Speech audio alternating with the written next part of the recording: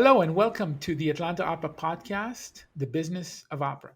The series is inspired by the programming of the piece The Revolution of Steve Jobs at the Atlanta Opera in the spring of 2022.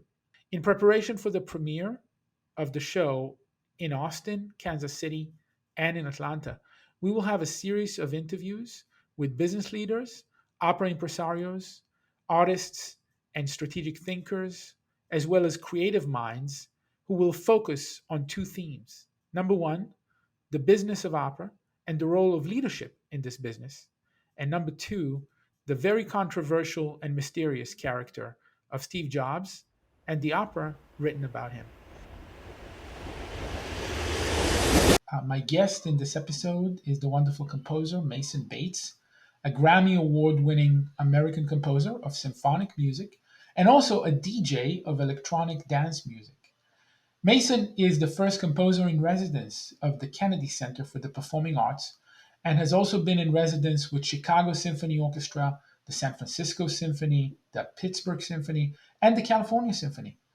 The Revolution of Steve Jobs was his first opera, and it won the Grammy Award back in 2017. At the Atlanta Opera, we are working fervently to create a new production of Steve Jobs. And in this discussion, we are talking a little bit about this process. In his music, Mason blends expressive electronics, including guitar, with rich opera orchestration, and I'm very excited to share with you our conversation. I want to hear how it all started. So I know that this was commissioned by Santa Fe Opera. Probably Charles McKay gave you a call one day and asked you to write an opera about Steve. How did it all start? Well, it's a little bit longer story. I mean, I'll try to keep it short, but it's interesting. Um, One of the big messages is be careful what you wish for. I was pitching operas to Santa Fe Opera for years. I would go there, I think as early as 2003. Brad Woolbright, who was like the number two man there forever, Yeah. he sells several pieces of mine that I showed him, and I couldn't understand why he didn't want to do them. Um, he was probably thinking, well, he's not ready yet. So time passes, and actually, the piece began because UC Berkeley, Cal Performances, had been given some kind of a Mellon Foundation grant, and Matthias Tarnopolsky, who now runs the Philadelphia Orchestra, but he used to run Cal Performances, he sat with me in Rockridge and said, "Hey, what could you write about?" And I said to him, I'm so used to seeing all these creative technologists that we see out here in the Bay Area. And, they are creative people. And yet there's been no opera written about them. We have creative people in opera all the time, La Boheme or Tales of Hoffmann or Death in Venice. And I said, I think there's an opera about Steve Jobs that could be written. And interestingly, one of the responses that I get a lot is that people find it very surprising. And I've just learned to appreciate that because it kind of intrigues people. For me, it seems like such an operatic subject matter. But a lot of people find it to be like, whoa, it's like, how could you write an opera about Steve Jobs? So Cal Performances saw that this thing was getting bigger and bigger. And eventually I went back to Santa Fe and said, we've talked a lot over the years. Is this the one? And they, like, bless their hearts, were like, we want to do this. And the next group that came on was San Francisco Opera and Seattle Opera and Indiana University. They all joined together. So it took a long time to get to that point. And during the development process, I was kind of terrified that somebody else was going to write an opera about Steve Jobs because it seems just like such an ideal piece. And it never ceases to amaze me that people find it like so provocatively surprising. They're like, "Oh, wow, how are you going to do that? I got to hear that." And maybe John Adams told me like he had the same thing with Nixon in China, where people were like, "Whoa, how could you write an opera about Nixon?" And so there are things like that when you choose an opera subject. There could be some provocative elements of the subject matter before you hear a note. How the hell do you do research as a composer on Steve Jobs? You mean like for the music? How do you find the music of Steve Jobs? Where do you start and how do you take a lifetime, right? 56 years, but he lived more than 56 years. And how do you choose what to focus on? Let me unpack that. So in your operas, in your opera, you have Steve, who is lit by those four characters, right? There's the wife, Lorene, there's the ex-girlfriend, Chrisanne, there's the spiritual advisor, Coben, and there's the business partner, Wozniak. You look at Walter Isaacson's book, he starts with the characters in the story. There's 50 of them. And you guys made decisions, which I'm sure were not easy, to take a 56-year story, a 56-year life, 650 pages book, multiple characters in his life, and you chose to focus on specific people that illuminate the character of Steve Jobs. How do you get there? It's a great question, and one that thankfully Mark and I were from the beginning kind of on the same page. We made a couple early decisions, just walking around and talking, um, that that proved to be, I think, really important for the shape of it. One is that we wanted it to be a quick piece. We felt like the the subject matter is, you know, technology. It's changing fast. We kind of wanted the the actual like feeling of the piece to reflect the kind of quicksilver world of technology. What does that mean for like getting a little deeper into it? Well, we thought it'd be fascinating if we could do this in a kind of a nonlinear way. I think Mark and I both have felt that in any kind of biopic, whether it be an opera, movie, or even a book, it can be a little bit boring, if it just deliberately goes through the different stages of life, and there's this, that, and the other. You miss the opportunity to draw juxtapositions and contrasts by putting a scene from 20 years ago right next to one that happened in almost the present day. That's what opera can do that you can't do as easily in other mediums. Even film, which we all know that film is not real, but because it's representational, you kind of, very few films really are just like 21 different short scenes. I can think of the Glenn Gould film or something. So we made that decision that we wanted to be kind of going backwards and forwards, and to have a kind of emotional arc to it. It would absolutely have an emotional arc. A couple other key decisions were that, um, if something didn't really seem to help the opera, we didn't put it in.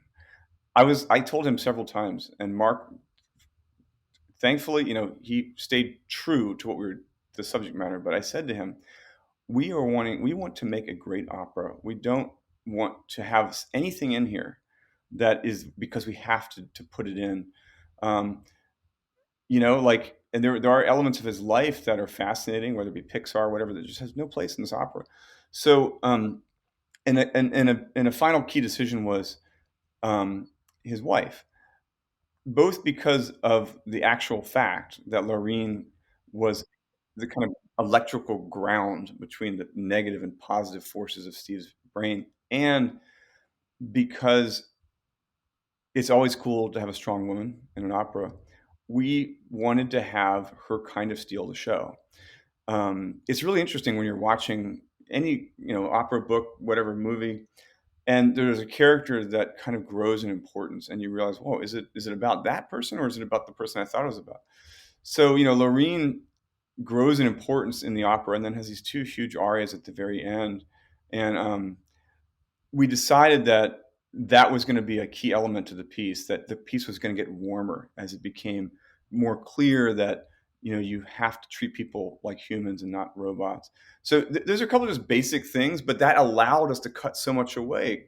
Then you could say, well, there are all these fascinating stories of him, driving over to Pixar and selling a stock to Disney or whatever. But even the story of his daughter, Mark pushed back against me. I mean, I was kind of like, that's opera right there, and he's like, it doesn't really go anywhere. Like, we can explore it for what it is, but it it doesn't have a kind of denouement. And so he said, let's not make the whole piece about that. So when you make the decision early on that you want to have it kind of be nonlinear, we want to have it go to a warm place. We want to definitely focus on his wife. We want to kind of use these different characters to refract the light around him. It allowed us to cut. and that was important. You know, it's important. I mean, Tomer, like to put anything on stage. I mean, I just saw Tosca for the millionth time at the Met. I mean, at the SF Opera, and I was just like reminded again. Wow, there's so much that's not in that piece. I mean, it just goes straight through. And you, There's no yeah, fat, which is why the choices that you guys made and the ending. And I want to talk a little bit about the ending, which you briefly mentioned. At the very end, spoiler alert, right? For those who don't know the opera, we're in Steve Jobs Memorial's service, and he's there watching watching the whole thing, and even commenting on how he would do it differently. He would decorate it differently, of course.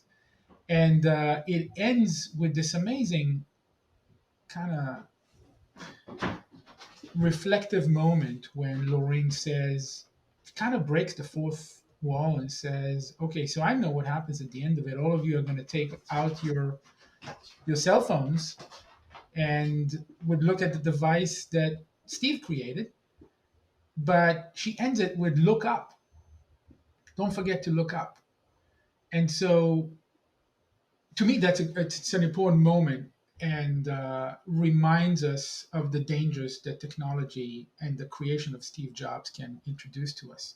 yeah. When you think about what you want the audience to walk away with, what is it? What is the most important thing for you, Mason? Well, you know, you put the right emphasis on it. I mean, look up, look out is it's a kind of message. You know, the message is engage with the people around you. Look at what's around you. Um, it it's ultimately about being human. You know, you have a fancy opera with cool projections and about a technologist, and you've got arias about devices and motherboards and whatnot. That sounds very buzzword exciting of the moment, but it can't be only about that. I mean, and I think Jobs, it, it's definitely discussed a bit in the Isaacson book. It's not exactly known, but I think towards the end of his life, he really did start to ask himself, what is this all about? And is it always about just making a faster phone with a longer battery life? And so the look up, look out. It is Lorene singing that, but many people in the opera could be singing that. I mean, a big part of the opera is Kobun, his Buddhist spiritual advisor, who's part of Jobs' life for a long time. Um, Jobs really searched for this kind of inner peace. He never got there, but he searched. He really wanted it. He cultivated, Buddhist philosophy. And so when you hear Lorene saying "Look up, look out," I think it's a good reminder for all of us that coming together is the key thing. And honestly, Tomer, like the past year and a half, all this Zoom stuff, and don't go anywhere, don't talk to anybody, put a mask on, for good reason. But it makes, I think it's going to make hearing those words at the end of the opera especially poignant. I mean, true human connection is irreplaceable. I don't care what Jack Dorsey says at Twitter. Nobody needs to come to the Yeah, office. You really do. I mean, we're all invested. We're wired to be together. So really the message is that look around, be human, I care about love that. I love that. Now let's talk a little bit about your music, which is to me is mind blowing. And as I listen to it, what I love about it is that it captures the dichotomy of his character, right? Because on one hand, you have this barefoot hippie versus a sophisticated, wealthy yuppie, a Zen Buddhist, because that's what he really was deep down inside, versus this power wielding CEO. Extreme minimalism, nothing in his home, right? Not even furniture, couldn't decide on furniture. And extreme access, artist, he was an artist versus a businessman. And you captured in your music those two worlds, right? This amazing world of Zen Buddhism, Asian influences, the character of Kobun, and on the other hand, technology, digital, electronic, propulsive feeling. And in the middle, you have the walk in the mountains that connects those two.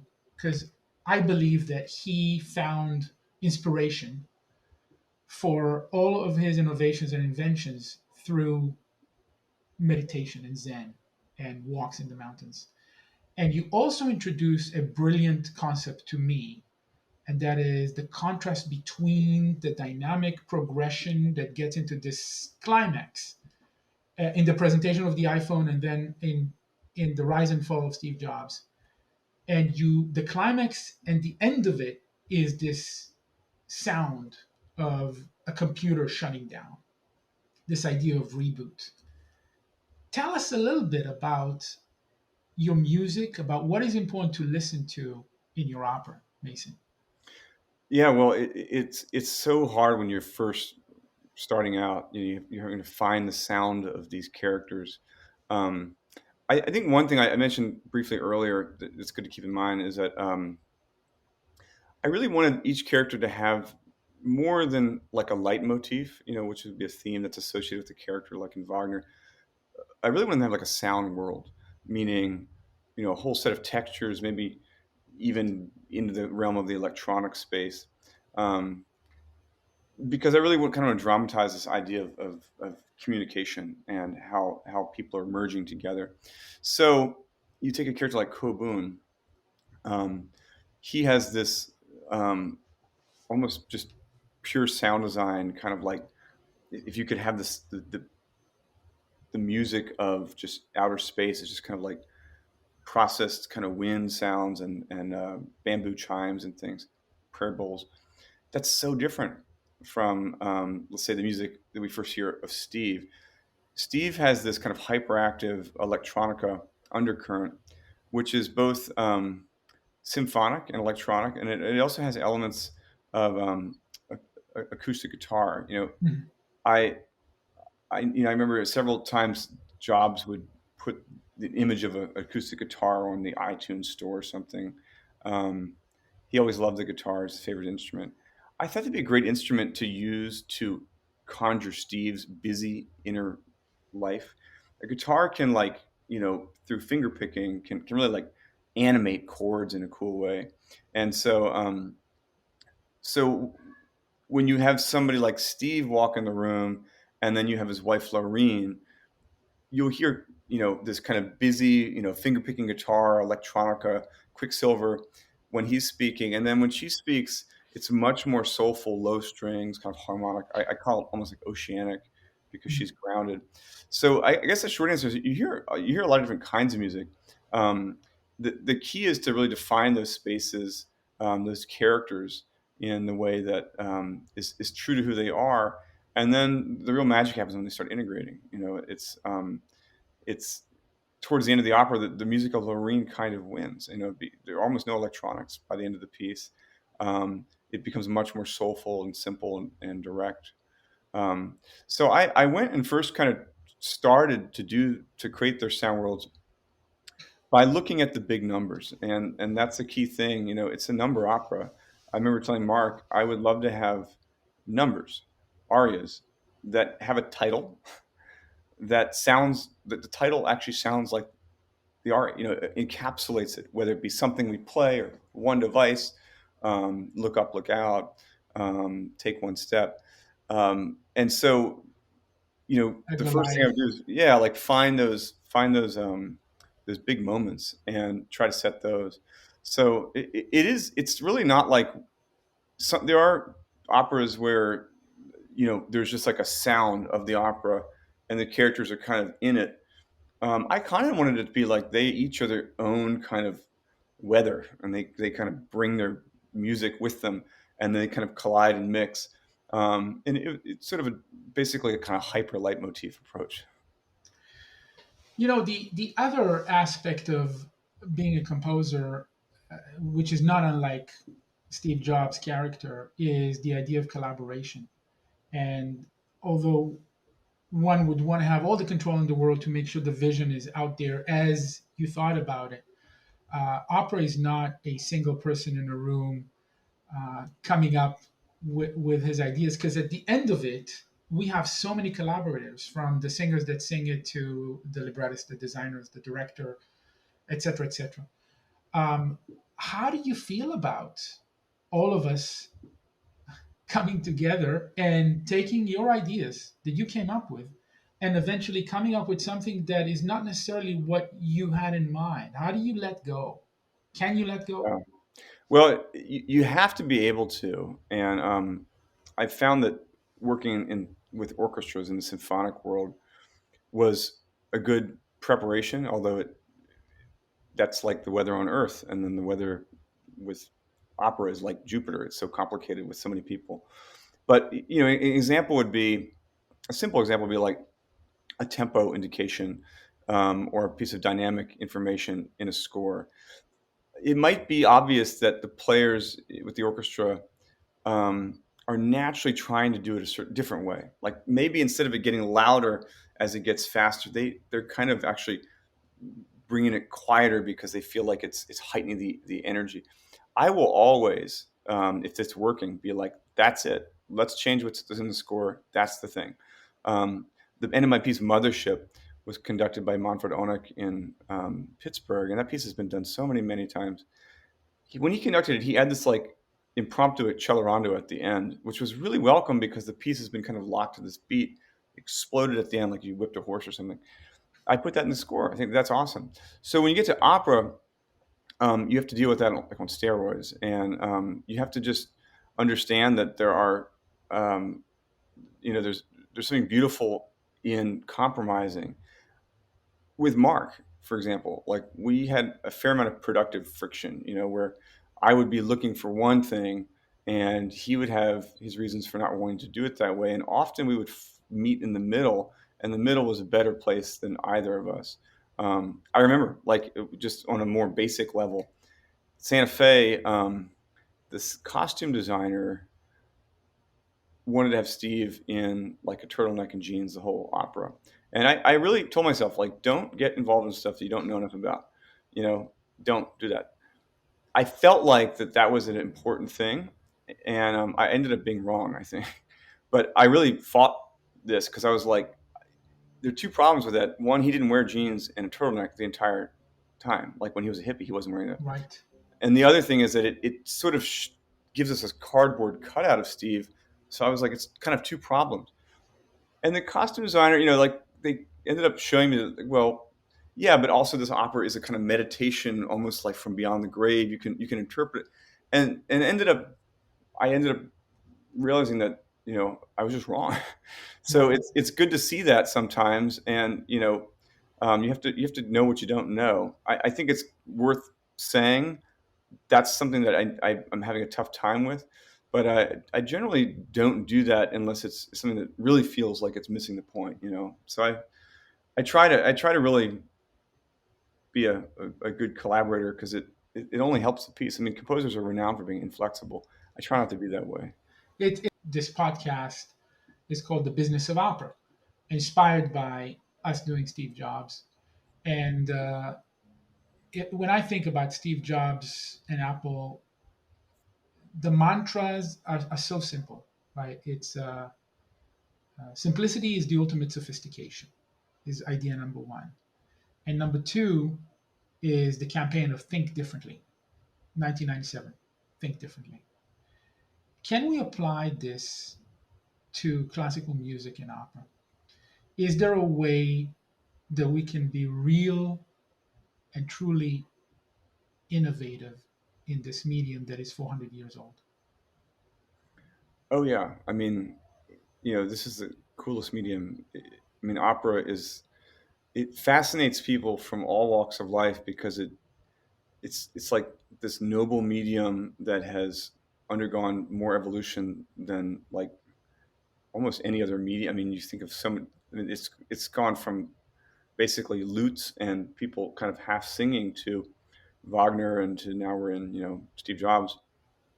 I think opera can really absorb anything, and that's why I love the medium as it's always been connected to technology. We know that in the field. People might not think that in the mainstream; they might not realize it, but innovations in stagecraft and set design, in instrument building, were key in having this medium evolve. And I think the more and more that our lives are based around digital experiences, screens, we really need something to give us a kind of transformative, very deep, kind of cathartic experience.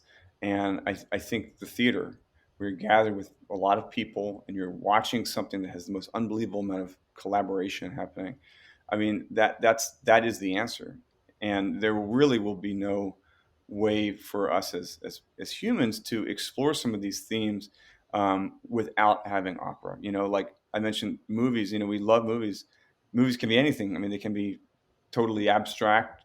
Generally speaking, they are more representational and kind of chronological. Um, People aren't singing, like in opera, you're automatically dealing with this kind of poeticized version of humanity. So I think it can absorb all themes. It's certainly changed dramatically over the years. And, with great directors like you're always looking for new work that can tell the story. To me, probably a little bit of the under the hood thing is like, um, what are the basic things that you need as a human when you're in the theater? And so sometimes you look back through the history of opera. It's not all about, like in Einstein on the Beach, chanting numbers and doing loops. Sometimes you actually, I mean, some, cool piece, but like sometimes you actually need like have somebody sing an aria about "I love you" or something. And so Right. I think the mix of new and old is always going to be a part of opera. It always has been. Amazing. I mentioned that this was the last question, but I cannot help myself. Who's your role model from composition standpoint? You mentioned John Adams. Are there any other people that influenced you that you aspire to be? Sure. In just big strokes, there are people from throughout music history whose music I love and I look up to, and some of them are kind of surprising. I mean, on the one hand, unsurprising might be somebody like Berlioz.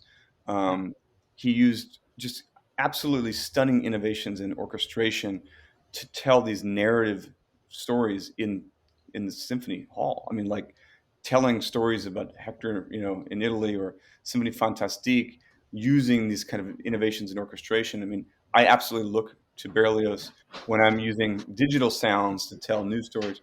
But then there are also people that might not seem logical, but like Gershwin, George Gershwin, um, he brought two different kinds of music together and upgraded both with a real sophistication.